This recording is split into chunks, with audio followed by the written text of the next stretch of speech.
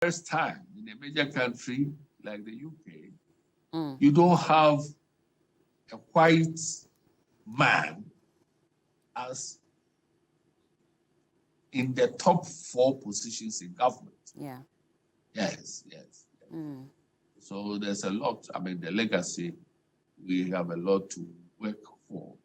But with her legacy, service, dedicated service, rising above partisanship and even gender and ethnicity, we all ought to work towards coming together.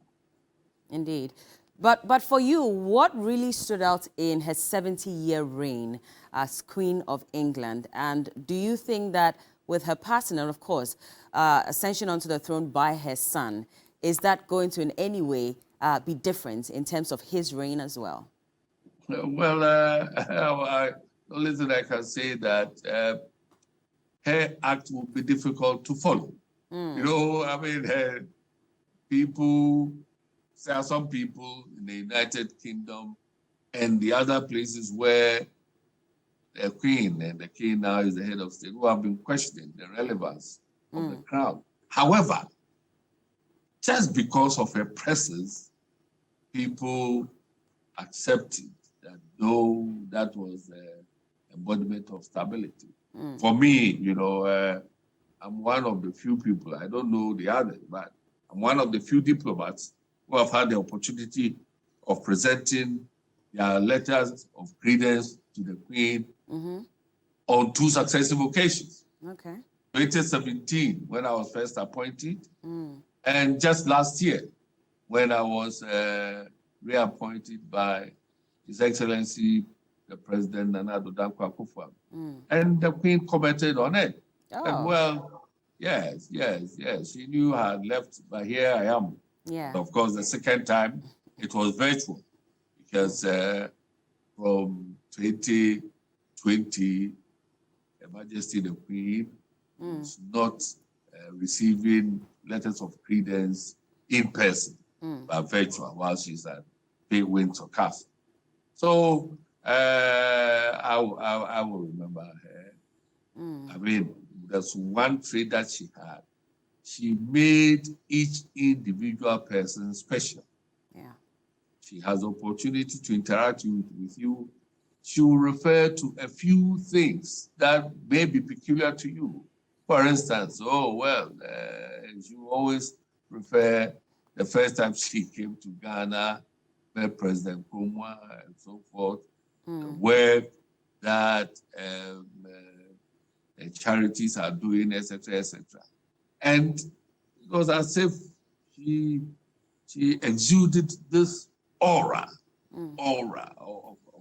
of just calm, comfort, and confidence.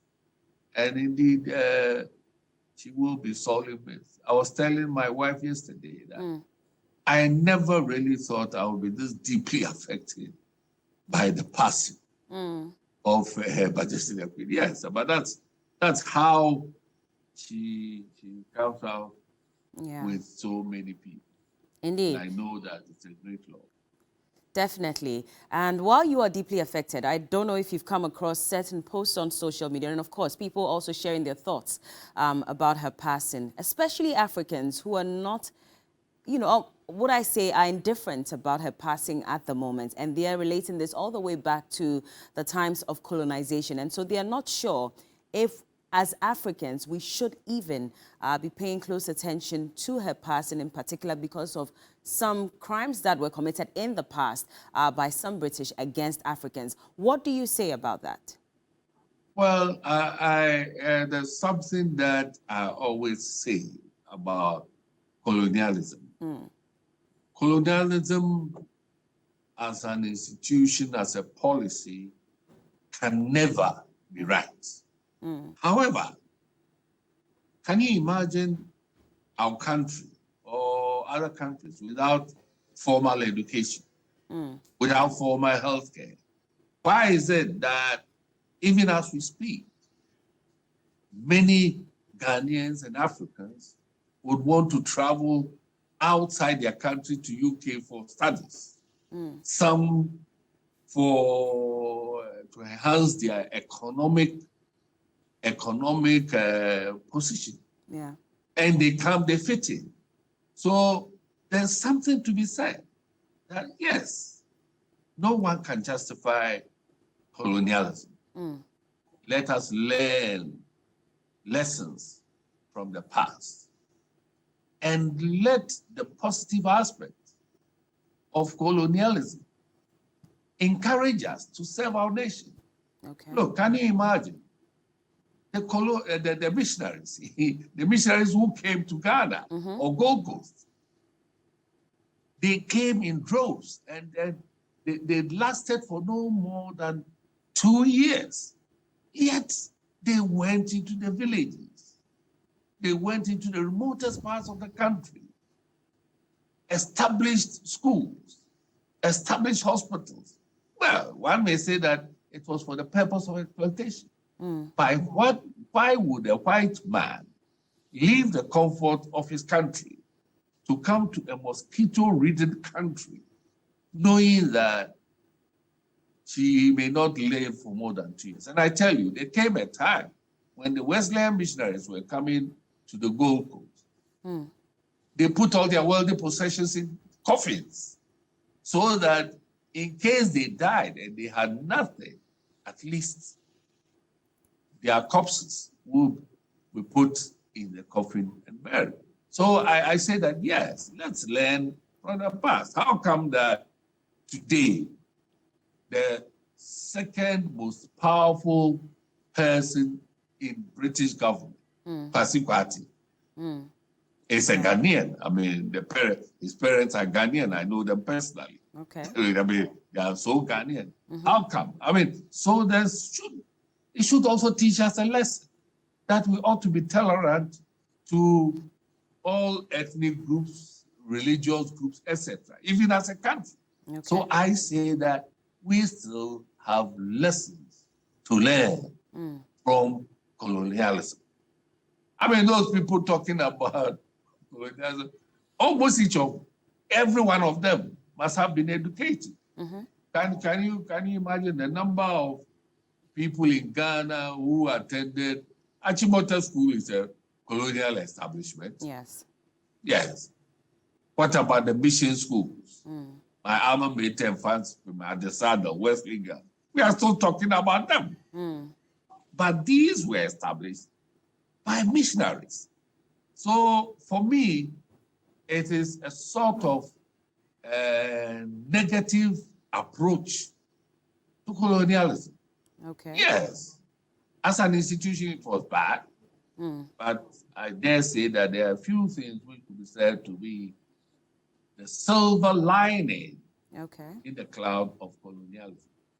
And let us hold on to that and help our country. How come that we Ghanaians in diaspora who live in the diaspora, they are not coming into the country? They come into the country and they always complain about our Ghanaian attitude, the way we are not serious, the way we are corrupt. And I tell them, but then can you imagine? Hundreds of years ago, when the missionaries came, we were the same people, but they sacrificed.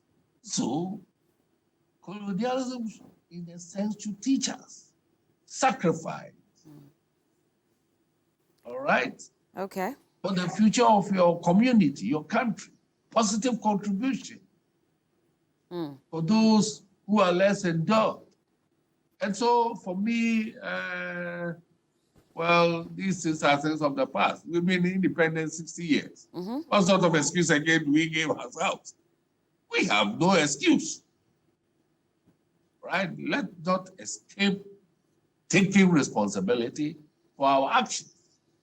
That is not to say that colonialism was good, no.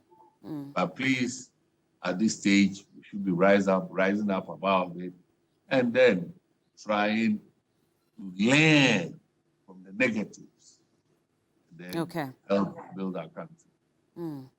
And at this point, over 60 years of independence, have we done enough to wean ourselves off dependence on some of these countries? Of course, the UK, especially because we have a very close relationship with them. There are many who are worried that it looks as if that agenda to be independent and to not rely on support financially from some of these countries may never see the light of day. Have we done a good job so far? Well, it's work in progress. It's work in progress. Then let me ask you, look, what about the countries in Asia? What about India? India was also colonized. Yeah. There are poorer, more poorer people in India than in Ghana. But India, technologically, is out there. It is competing. Yeah. So I say that, no, if we are living in an interdependent world. That is why the war in Ukraine will affect us adversely. All right? But we are not wholly dependent on the first world, that is the developed world. I wouldn't say that. Yes, we should be less dependent. It is our responsibility, each and every one of it, particularly collective leadership. All right? Yeah. Let each and every citizen try to do the best they can, try to do what is right. Let us not see our nation as akin to a human being whose blood everyone is sucking. A human being will die eventually, it will never grow, to be a scarecrow. And so I believe that we must adopt that attitude. Why is it that we travel out of the country, we live in other places, you find Ghanaians prospering, and then in our country, we don't seem to be doing that? Let each and everyone ask ourselves and say that, what am I doing? And of course, for those of us in leadership, we have a great responsibility. Leadership requires sacrifice, service, and that is what will drive each and every one of us. And let us not just every time consume. Yeah. Let us save and invest. That is it. Let us wean ourselves of this, what I call ISO mentality. Okay. All right? You know, where's that biblical story? Oh, so we'll sell our destiny or whatever for a mess of pottage. We should move away from that. Okay.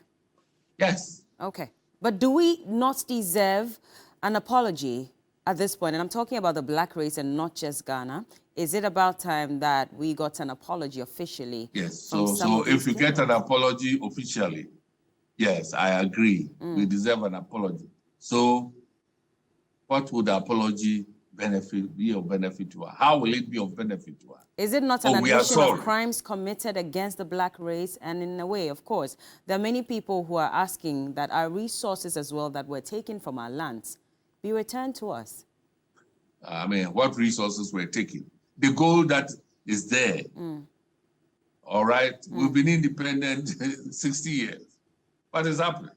The oil that we have, when did we discover it? Was it by the colonial masters?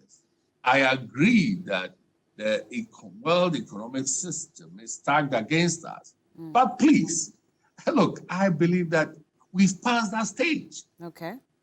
We've passed that stage. If a Ghanaian can be a Secretary General of the United Nations, Ghanaians can occupy prominent places in all areas of human endeavor, in all professions. Why should we be given excuses? Okay. Why should we say that, oh, yes, we still, they owe us. That is why we are where we are. I don't believe it. Okay. Why is it that as a nation, I mean, we are more individualistic than nationalistic? Why? Why is it that we don't comply with laws? And when sanctions are being applied, you always find people going to plead and so forth. Why is it that a place like the UK, the system works? And if you are driving a vehicle and you don't observe road signs, they bring you a ticket. And if you don't pay, it increases over time. It's sent to court. Why? So I'm saying that, look, I mean, it's not rocket science. I beg to that. It's not rocket science. Just do the right thing. Okay. Why is it that we want to live in lavish houses when we can be comfortable living in a modest 3-bedroom house? Why is it that we want to ride in big cars? Yes. Young people want to drive 4-wheel drive. Why? Please, I feel strongly about this. Okay. Look, there is so much going for us as a country that please, let us gird our loins and do what is right for our country. Should it not start from the leadership level? And are we seeing enough commitments from our leadership to, of course, be more nationalistic than individualistic, which will then trickle down to the regular Ghanaian on the streets? I don't believe in this top to bottom approach. Okay. I believe in a collective approach. Yes. I mean, once you're a leader, you have the greatest responsibility. But it is also the responsibility of those who are led to keep the leadership in line. Okay. All right? No, I mean, why is Boris Johnson no longer the prime minister? Why? Why is Boris Johnson no longer the prime minister? Because the system felt that he was doing something that really was not right. And then they took the decision. But who put that system in place? That system, it was put in place by the people. We have put the system in place. By the leadership on behalf of the people or by the people? By the people. I mean, all right, look at the 1992 Constitution. How did it come in place? Of course, there was a PNDC, but it was a collective decision. Yeah. And we've had this Constitution for a while. Why is it that everybody complains that, oh, yes, oh, people will complain about the judiciary? In America, is the president who appoints the judiciary. Does it mean that the judiciary will be at the beck and call of the American president? No. So let us strengthen our institutions so that our institutions will put leadership in line. So Trump collects documents belonging to the state. The FBI goes after him. That is the way we build a country. But that's the concern, Sarah, because if the people had a voice and that voice also had an impact on the system, and then the leadership, of course, would act accordingly. But in this case, in Ghana, of course, you hear people calling out for the laws to be implemented. We have beautiful laws, we're told all the time, but there are concerns that the institutions who are supposed to implement these laws, in most cases, in bed with the government of the day. And so it makes it very difficult for them to hold these governments accountable, which is why we're still where we are at the moment. If Madam, at this point we're told that we are moving into areas that go beyond our mourning of Her Majesty the Queen. I understand. I would suggest that we find time and we debate this matter. What about the media? What about the media we have here in our country? One of the freest media in Africa. Yes. And I mean, that nobody can live in a glass house in Ghana. Even the president, everything that he does is being monitored by the media. Our system is not perfect, but look, we can build upon it and have a robust society. Of course, yes, the media. To what extent is the media itself being accountable? So I say that, look, the positives far outweigh the negative. Okay. Let us hold on to the positives and move ahead Definitely. as a country. All right. Yes, yes. Well, let's not veer off too much. Let's come back to Yes, the issues yes, concerning the yes, Queen. Of yes, course, yes. before we wrap up this conversation, what would be your final words as, you know, the High Commissioner from Ghana to the UK, to the royal I'll family? say that the life, whilst we mourn with the UK and the Commonwealth on the passing of Her Majesty the Queen, let us remember and be positively influenced by her legacy. Service, modesty